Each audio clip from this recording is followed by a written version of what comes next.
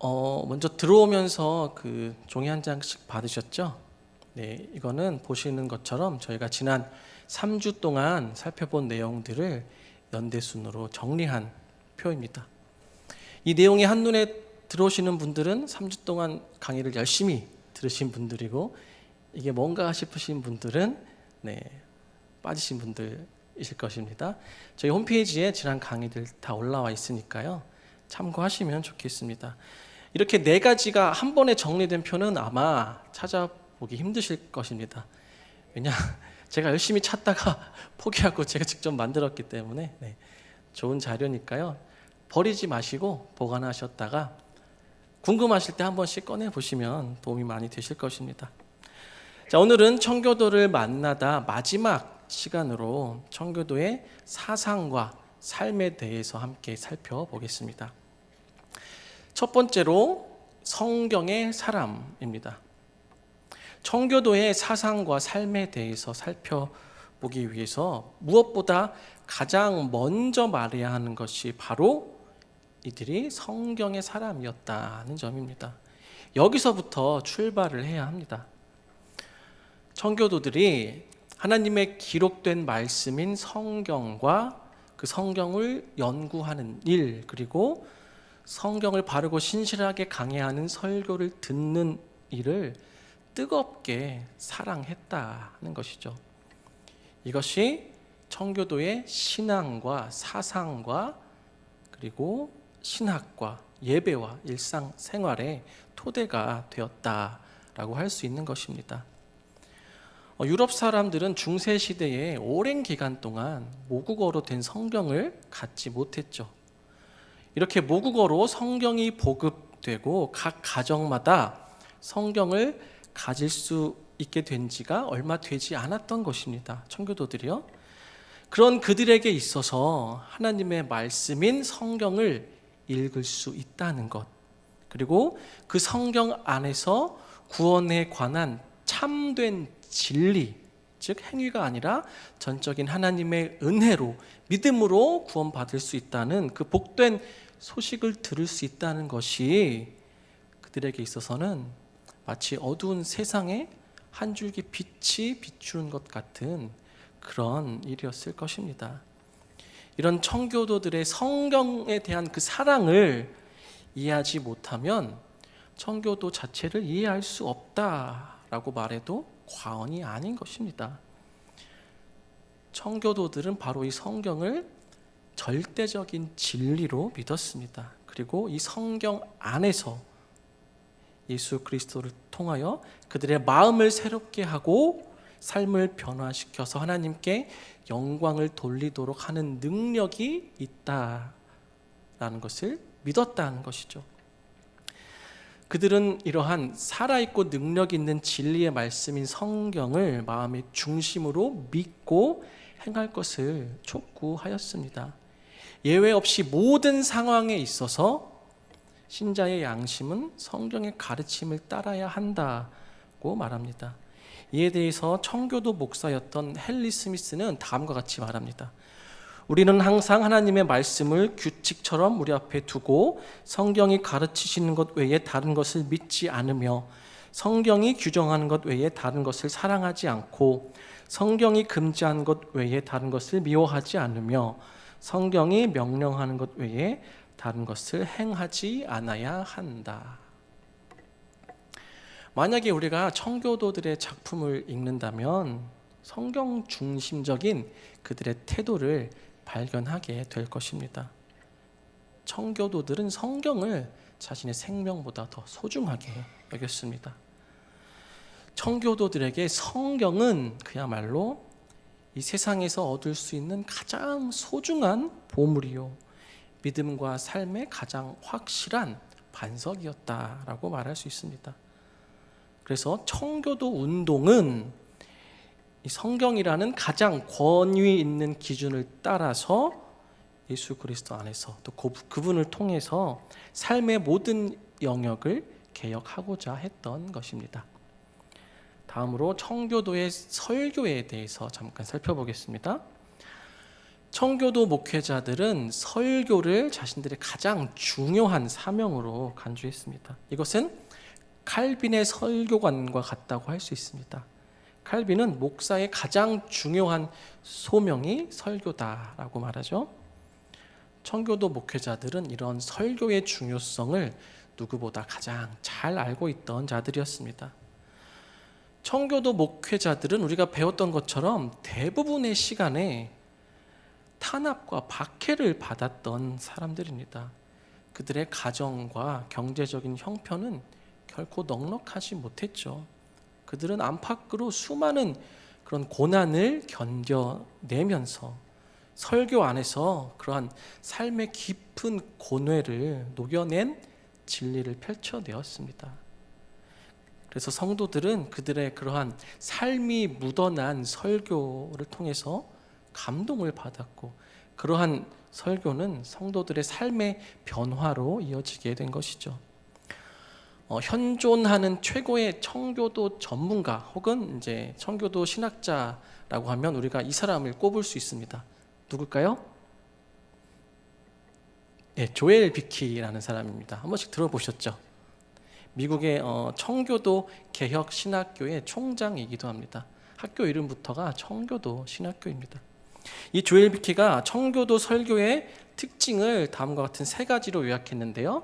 첫 번째, 청교도 설교는 청중의 지성을 향하여 성경적인 진리를 분명하게 이해할 수 있도록 전했다.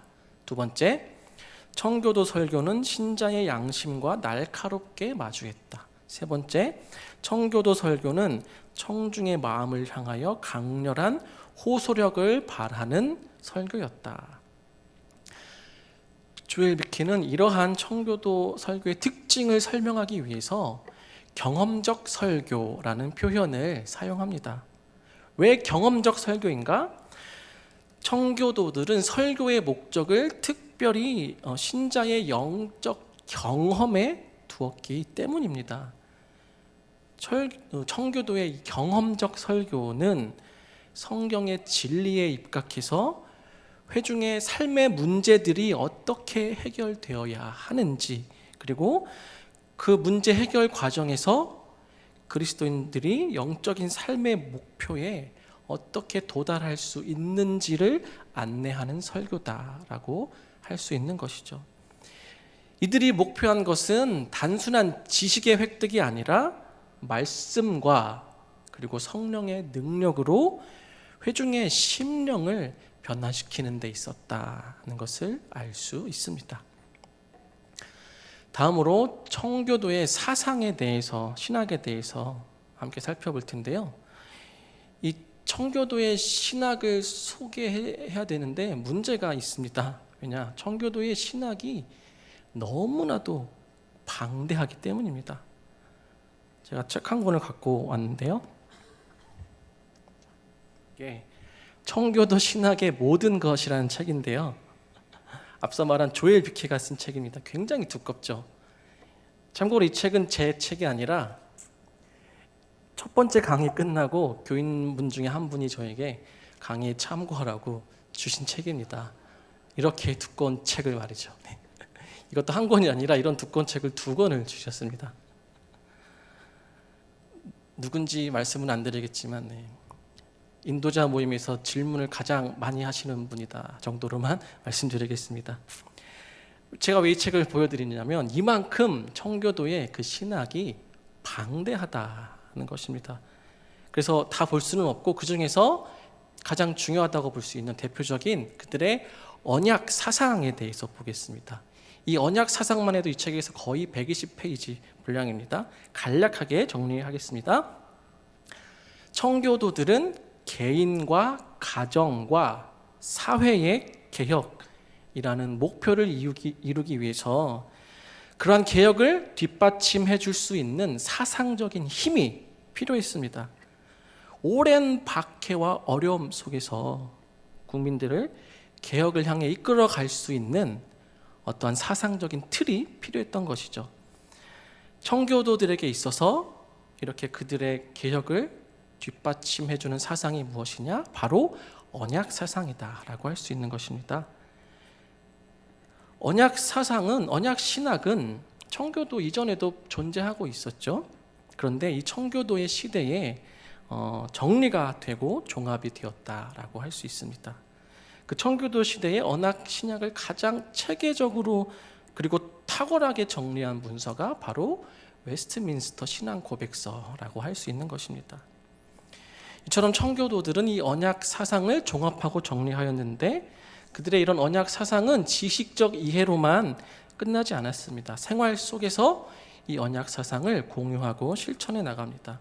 그리고 이 언약의 개념을 점점 확장시켜 나가는데 개인 언약에서 시작해서 교회 언약 그리고 사회 언약의 이런 총체적인 국면으로 확대해서 적용시켜 나갑니다. 이렇게 그들은 삶의 모든 부분을 하나님과의 언약 관계 안에서 정리하였습니다. 청교도 개혁 운동이 바로 이 언약 사상이 뒷받침해주는 신앙의 힘으로 전개되었다 할 수 있는 것이죠.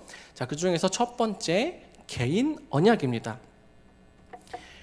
개인 언약은 말 그대로 하나님과 개인 사이에 맺은 언약이죠.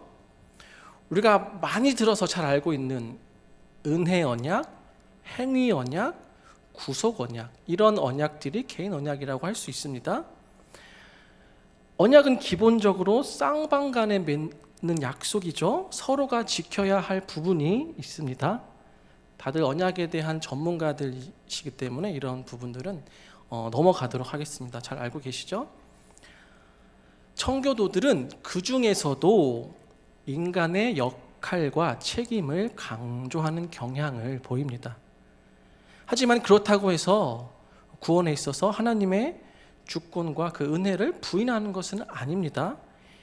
이런 하나님의 주권과 은혜의 교리를 고수하면서 동시에 인간의 윤리적 책임과 거룩한 삶을 적극적으로 추구했다라고 할 수 있는 것이죠.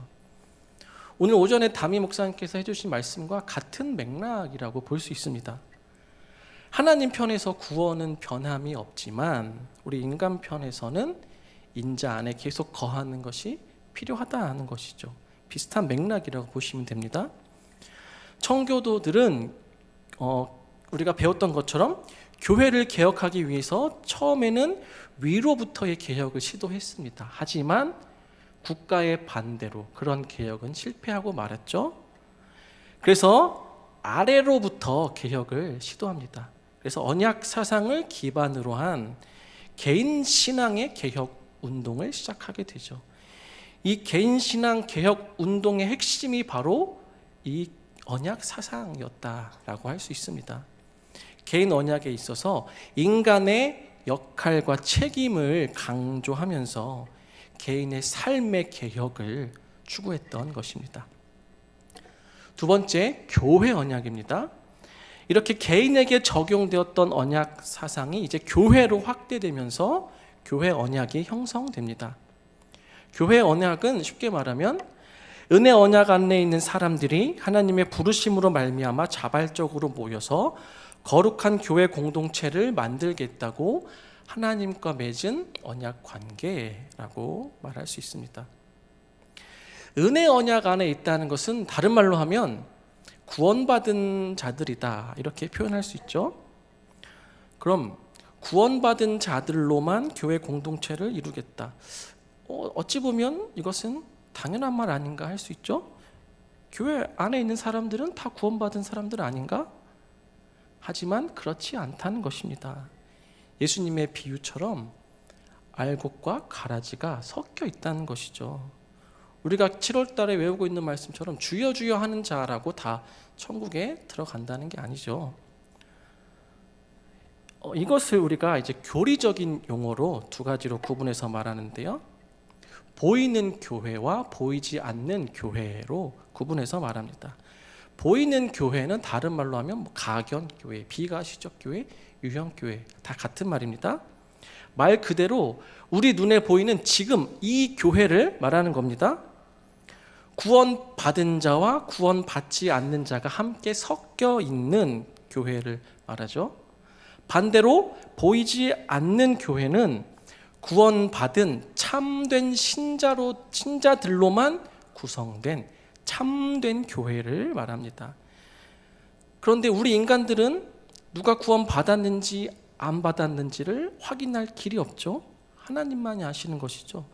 그래서 우리 눈에 보이지 않기 때문에 보이지 않는 교회라고 표현하는 것입니다.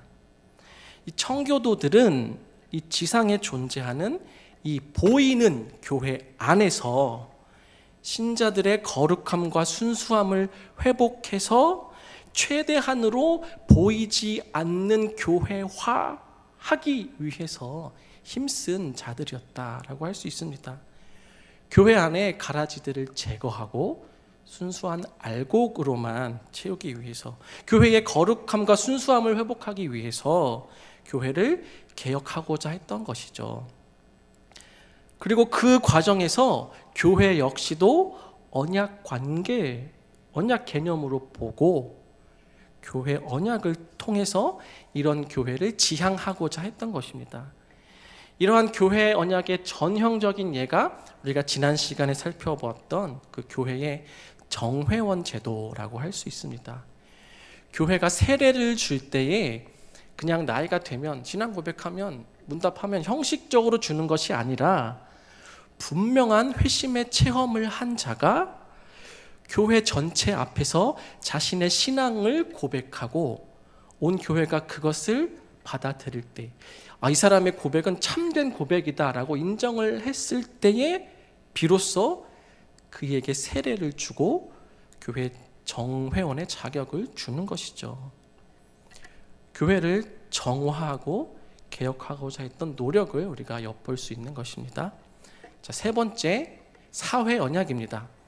청교도들은 거기서 더 나아가서 그들의 사회 역시도 이런 언약의 개념으로 접근합니다. 청교도의 사회 언약을 또 쉽게 말하면 이렇습니다. 하나님과 언약을 맺은 개인들이 모여서 가족을 이루고 가족이 점점 많아져서 커다란 사회 공동체를 세우게 되는데 그 사회 공동체는 하나님과 또 다른 언약 관계로 들어가게 된다. 이것이 청교도가 말하는 사회 언약이라고 할 수 있습니다. 이러한 사회 언약 안에서 하나님은 그 공동체의 하나님이 되시고 그 공동체는 하나님의 백성이 됨으로써 사회 전체가 하나의 거룩한 하나님의 공동체가 되는 것이죠. 이런 사회 언약의 대표적인 것이 또 우리가 지난주 살펴본 그 뉴 잉글랜드의 참정권에 대한 법입니다.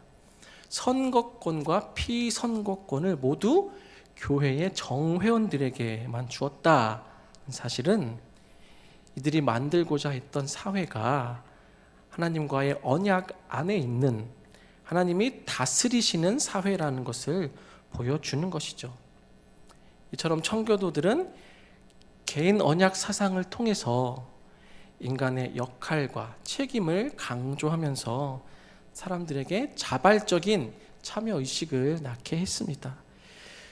그리고 이 자발적인 참여의식이 사람들의 마음을 움직이게 되고 그리고 행동을 불러일으키게 되고 개인과 교회와 사회의 개혁을 진행시키는 원동력이 되었던 것입니다. 자, 이제 어려운 내용 끝났습니다. 자, 이제 청교도의 삶에 대해서 살펴보겠습니다. 먼저 첫 번째로 안식일에 대한 그들의 삶을 살펴볼게요. 청교도의 주일 성수는 10계명의 4계명의 근거를 두고 있었습니다. 구약의 안식일과 신약의 주일 사이의 연속성을 주장했죠. 그들은 안식일이 지닌 의식법적인 성격과 도덕법적인 성격의 차이를 주목했습니다. 7번째 날에 안식하는 것, 그리고 일과 활동을 극단적으로 제한하는 그 구약의 안식일에 대한 명령은 의식법적인 것으로 보고 예수님께서 오신 이후로는 그것이 폐지되었다는 점에는 청교도들도 동의합니다. 하지만 도덕법적인 원리는 계속해서 당연하게 지켜져야 한다고 생각한 것이죠. 안식일을 구별된 날로 거룩하게 지켜야 한다는 원리를 주장한 것입니다. 그들에게 있어서 주일의 가장 첫 번째 목적은 하나님을 예배하는 것이었습니다. 그들은 로마 카톨릭에서 전통적으로 지켰던 그 기념일들을 다 폐지하고 대신에 주일을 거룩하게 지켜야 한다고 주장합니다. 그들은 이 주일에 쉬라고 명령하신 이유가 다른 것이 아니라 예배를 위해서 주신 명령으로 본 것이죠.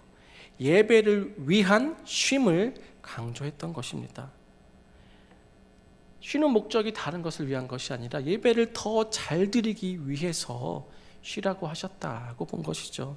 당연히 그들은 주일에 일체의 오락이나 스포츠, 유흥을 금하였습니다. 그들은 주일에 이제 주일이 되면 예배 전에는 지난 한 주간의 죄를 반성하면서 스스로를 돌아보고 성경을 읽으면서 예배를 준비하였다고 합니다. 그리고 예배를 드린 후에도 설교 말씀을 가지고 묵상하고 또 다른 사람들과 나누었다고 합니다. 그리고 그들은 주일에 자선 행위를 하는 것을 중요하게 여겼습니다. 예배 후에 병자를 신방하고 가난한 자들을 구제하는 긍휼의 일에 시간을 보냈다고 합니다. 자, 다음으로 가정입니다. 청교도들은 거룩한 삶의 시작을 가정으로 보았습니다. 윌리엄 퍼킨스는 이렇게 말하는데요. 가정은 국가나 교회 안에서 생존할 수 있도록 모든 소명 또는 살아가는 것을 배우는 신학교요, 그러한 것을 공급하는 샘물이다 라고 말했습니다.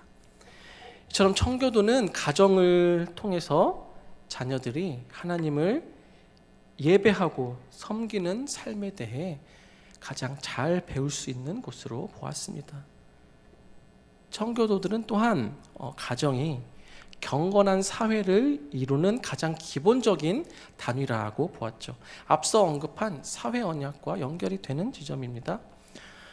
청교도들은 교회 개혁과 사회 개혁의 기초 작업으로서 가정을 개혁해서 거룩한 삶을 만들어 나가고자 했던 것입니다. 그들은 이러한 가정의 개혁을 위해서 가정 예배를 가장 중요하게 생각했습니다. 청교도 가정은 매일 모여서 가정 예배를 드렸다고 합니다. 그리고 리차드 백스터는 하루에 2번 가정 예배를 드려야 한다고 말합니다. 그는 이렇게 말합니다. 매일 아침 지난밤에 휴식한 것에 대해 감사드리고 오늘을 위한 가르침과 보호와 공급하심과 축복을 간구하는 것은 적절한 일이다. 그리고 저녁에는 하나님께 그날 하루 동안 베푸신 은혜에 감사드리고 그날 지은 죄를 고백하며 용서를 구하고 밤사이 안식과 보호하심을 구하는 것이 적절하다. 자, 세 번째, 자녀 양육입니다. 청교도들은 그들의 자녀가 곧 하나님의 자녀들이다라고 여겼습니다. 이 자녀들은 하나님을 위해서 양육하도록 하나님께서 우리에게 잠시 위탁하셨다고 보는 것이죠. 그래서 자녀들에게 하나님에 대해서 가르치고 그들을 하나님께로 인도하고 그들이 하나님을 믿도록 할 책임이 부모에게 있다. 그래서 하나님을 그들의 하나님으로 받아들이게 할 책임이 있다고 말합니다. 이런 일들이 부모에게 달려 있기 때문에 자녀들이 참된 종교를 받아들이고 참되신 하나님을 예배할 것을 요구해야 한다라고 말합니다.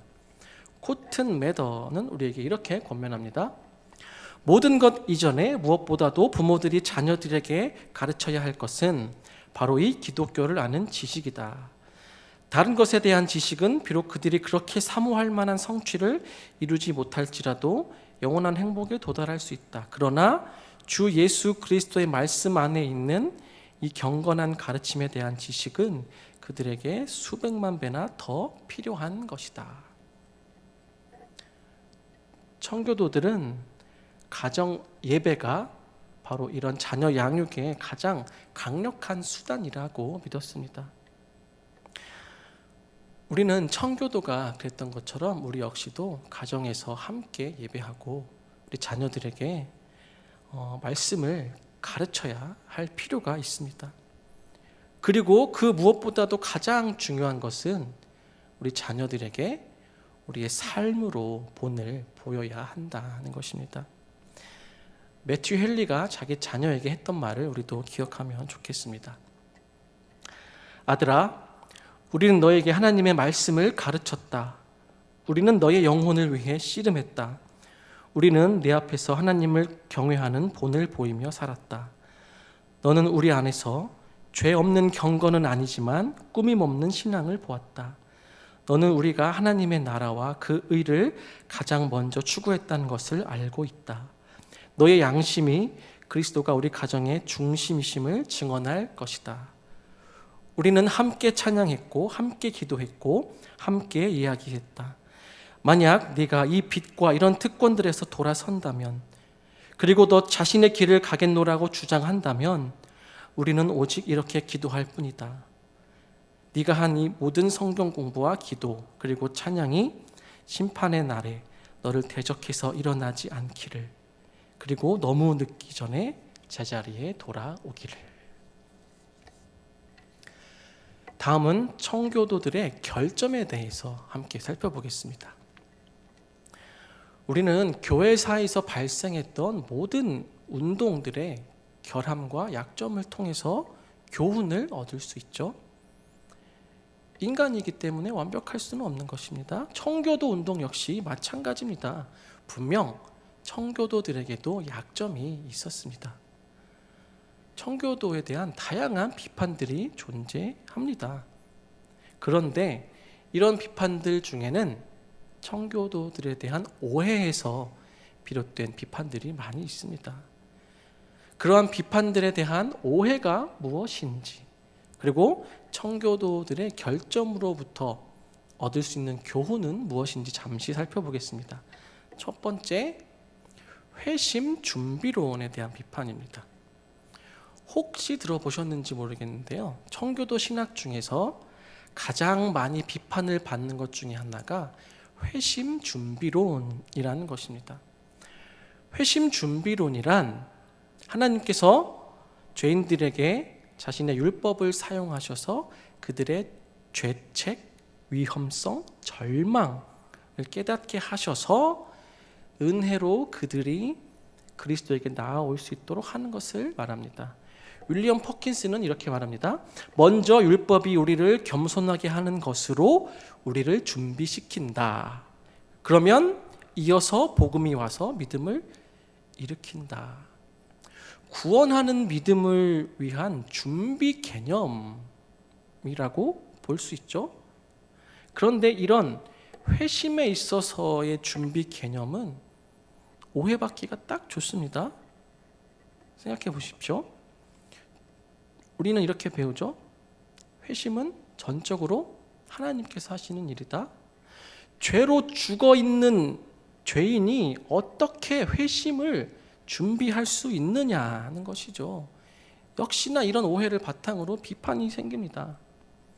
이 회심 준비론은 인간이 자신의 자유의지로 선을 행하려고 노력하면서 자신을 준비시켜서 하나님의 은혜를 얻고자 한다는 알미니안 교리와 같다라는 비판을 받게 됩니다.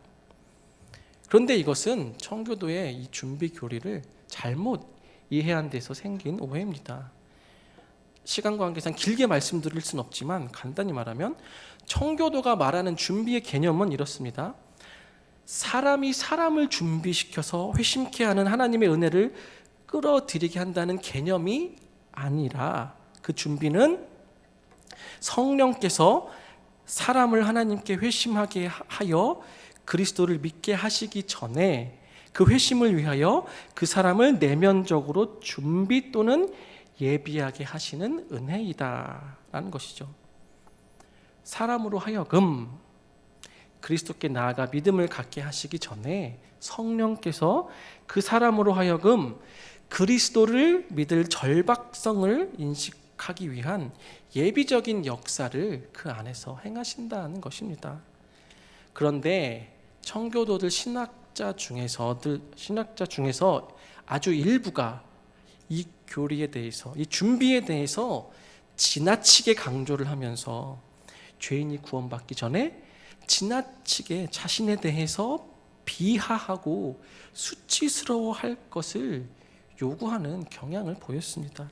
이러한 일부의 잘못된 시각 때문에 청교도의 준비 교리 전체가 공격을 받게 된 것이죠. 하지만 분명한 것은 웨스트민스터 신앙 고백서에서도 밝히고 있는 것처럼 청교도의 회심 준비론이라는 것은 처음부터 끝까지 사람의 참된 회심은 전적인 하나님의 불가항력적 은혜의 소산이라는 전제 위에 서 있다는 것을 기억할 필요가 있습니다. 그래서 혹시라도 나중에 검색을 해보시거나 기사를 읽거나 이런 회심 준비론에 대한 비판이 나오게 되면 이 내용을 기억하시면 되겠습니다. 자, 그리고 이와 더불어서 청교도들에 대한 비판 중에 가장 흔한 비판 중 하나는 그들이 율법주의적인 성향을 가졌다라는 비판입니다. 이런 비판이 전혀 근거가 없는 비판은 아닙니다. 실제 청교도들 중에 일부는 그리스도인의 자유와 양심을 심하게 지나치게 제한하는 경향이 있었습니다. 하지만 그것은 아주 일부이고 대다수의 청교도들은 그렇지 않았습니다. 그들의 설교와 책들을 읽어보면 그들은 복음이 주는 자유와 기쁨을 강조하고 있음을 볼 수 있습니다. 청교도들은 율법주의와 반율법주의를 이 양쪽을 모두 다 경계하면서 복음적인 균형을 잘 잡고 있었다라고 할 수 있습니다. 하지만 그럼에도 불구하고 아주 일부의 청교도가 이런 율법주의적 성향을 띠게 되면서 오늘날까지 이런 비판적인 시각이 남아있게 된 것입니다. 우리 역시도 신앙의 균형을 잘 잡아야 합니다. 지나치게 하나님의 은혜만을 강조하면서 우리의 신앙이 방종으로 흐르지 않도록, 또 지나치게 사람의 행위만을 강조해서 신앙이 율법주의적 성향을 지니지 않도록 우리는 항상 조심해야 합니다. 자, 다음으로 다른 견해에 대해서 지나치게 배격하는 태도입니다. 청교도들 중에 일부는 이런 경향을 보이는 자들이 있었습니다. 지나치게 자신과 다른 견해를 아주 배타적으로 배격했던 자들이 있죠. 물론 성경에 반하는 그런 행위에 대해서는 얼마든지 그렇게 할 필요가 있습니다. 예를 들어서 우리가 배웠던 것처럼 영국 국교회의 개혁을 주장할 때에 성경적이지 않은 것들, 예를 들어서 주교 제도나 아니면 성찬을 받을 때 무릎 꿇고 받는 것들, 그리고 의복 논쟁들, 이런 카톨릭적인 요소들에 대한 그런 반대는 얼마든지 있을 수 있는 정당한 반대라고 할 수 있습니다. 하지만 이런 것이 아니라, 이런 핵심적인 교리가 아니라 부차적인 경우에 있어서 조금은 가볍게 대해도 되는, 조금은 무관심해도 되는 그런 사안들에 대해서 일부의 청교도들이 지나치다 싶을 정도로 반대한 그런 경우들이 있습니다. 그래서 청교도 전체에 대한 부정적인 시각을 갖게 했던 것이죠. 자, 다음으로 노예 제도와 마녀 재판입니다. 청교도들 중에서도 노예를 소유하도록 용납했던 자들이 있습니다. 그리고 마녀 재판을 시행한 일도 있습니다. 이러한 몇 가지 끔찍한 관행들 때문에 청교도가 비판을 받기도 합니다. 청교도들 중에 실제로 노예를 소유한 자들이 있었는데, 그런데 그들은 대체로 노예들에게 잘 해주고 또 그들에게 신실하게 복음을 전했다고 합니다. 하지만 그렇다고 해서 노예 제도 자체가 정당화될 수는 없는 것이죠. 마녀 재판 역시 마찬가지입니다. 17세기 말에 뉴 잉글랜드 세일럼에서 150명가량의 사람들이 이 마녀 혐의로 몰아서 재판을 받게 되고 그 중에 19명이 교수형을 당하게 되는 사건이 발생합니다. 이러한 비상식적인 재판을 주도한 사람이 코튼 매더라는 목사였는데요. 당시 뉴잉글랜드에서 가장 영향력 있는 목사였습니다. 그는 이 재판을 일종의 명분으로 삼아서 민중의 신앙심을 회복할 절호의 기회로 여기고 무리수를 두었던 것이죠. 이 사건 때문에 청교도 목사들 전체가 일부가 범한 죄로 인해서 큰 대가를 치러야 했습니다. 청교도의 이미지에 너무나도 큰 타격을 입게 된 것이죠. 자, 다음으로 또 다른 오해가 있습니다. 비판이 있습니다. 청교도는 장황하다. 청교도들의 설교와 그리고 저작이 너무 장황하다는 것이죠. 실제로 근거가 있는 비판입니다. 조셉 카릴이라는 목사는 욥기서를 가지고 300편이 넘는 설교를 했다고 합니다. 그리고 안토니 버지스는 요한복음 17장 한 장으로 145번의 설교를 했다고 합니다. 요한복음 전체가 아니라 한 장 가지고 145번 했다는 것이죠. 지금 우리 담임 목사님이 로마서로 150번 설교하는 것은 여기에 비하면 아무것도 아니죠. 네. 우리는 청교도 시대에 태어나지 않은 것을 감사해야 할지도 모릅니다. 그런데 그들의 이런 장황한 설교가 지금 우리가 볼 땐 장황해 보일 수 있지만 그 당시로서는 그렇지 않았다는 것입니다. 그 당시의 청교도의 지성은 지금 우리의 지성과는 달랐다는 것이죠. 그리고 청교도의 설교가 단순히 분량이 많고 길었다고 해서 장황한 것이 아니라 그들의 그 장황한 설교와 책의 내용이 길지만 내용이 반복되지 않았고 들을 만한 가치가 있는 탁월한 설교였다는 것이죠. 자, 우리가 이상으로 청교도들에 대한 몇 가지 비판들을 살펴보았습니다. 그 가운데는 오해도 있고 또 실제로 그들이 잘못한 부분도 있습니다. 우리는 이러한 그들의 실수를 보면서 같은 실수를 반복하지 않도록 배워야 하는 것입니다. 자, 이제 마지막으로 지난 4주간의 강의를 통해서 우리가 살펴본 그들에게서 배워야 할 점들을 정리하고 마무리하겠습니다. 첫 번째, 청교도는 성경적이다. 이 부분은 계속해서 강조해 왔기 때문에 찰스 스펄전이 했던 말로 대신하겠습니다. 함께 읽어보겠습니다. 시작. 내가 의미하는 바가 무엇인지를 보이기 위해 존 버년을 인용하고자 합니다. 그의 작품 중 하나라도 읽어본다면 여러분은 마치 성경을 읽는 것 같다고 느낄 것입니다. 그의 어느 곳이든 찔러보십시오. 그러하면 여러분은 그의 피가 성경적이며 그에게서 성경의 정수가 흘러나온다는 것을 알게 될 것입니다. 번연의 영혼이 하나님의 말씀으로 충만하였기 때문에 그는 성경을 인용하지 않고서는 결코 말할 수 없었습니다. 자, 두 번째, 청교도는 그리스도 중심적이다. 리처드 십스라는 목사는 목회 사역의 목표를 이렇게 표현했는데요. 그의 표현은 청교도 운동의 본질이라고 할 수 있습니다. 우리 소명의 주요한 목적은 목회 사역, 곧 그리스도의 측량할 수 없는 부요하심을 드러내고 설명하는 것입니다. 마치 광산을 파듯이 하나님께 속한 사람들의 모든 애정을 파내어 그리스도에게로 이끌어야 합니다. 그리스도와 모든 영혼이 혼인하도록 중매하는 것이 우리 소명의 목적입니다. 우리는 신부인 교회의 친구로서 교회를 신랑이신 그리스도께로 인도합니다. 자, 또 토마스 아담스는 이렇게 말합니다. 그리스도는 성경 전체에서 예언되고 예표되며 예시되고 제시되며 증언되는 성경의 핵심이십니다. 그리스도는 성경 전체의 ip사귀에서 발견되며 거의 모든 문장에서 발견됩니다. 성경은 마치 어린 예수님을 감싸고 있던 강보와 같습니다. 이처럼 청교도들은 그리스도를 사랑했고 그리스도를 강조함으로써 신학적으로 어긋나지 않을 수 있었고 그들의 작품이 온통 하나님을 향한 예배로 가득할 수 있었던 것입니다. 우리가 그리스도를 더 알고자 한다면, 더 사랑하고자 한다면 이러한 청교도들의 작품을 읽는 것이 큰 도움이 될 것입니다. 자, 세 번째, 청교도는 열정적이다. 우리가 일반적으로 열정적이다라는 표현을 쓸 때는 지성보다 그 감정에 중점을 두는 경향이 있죠.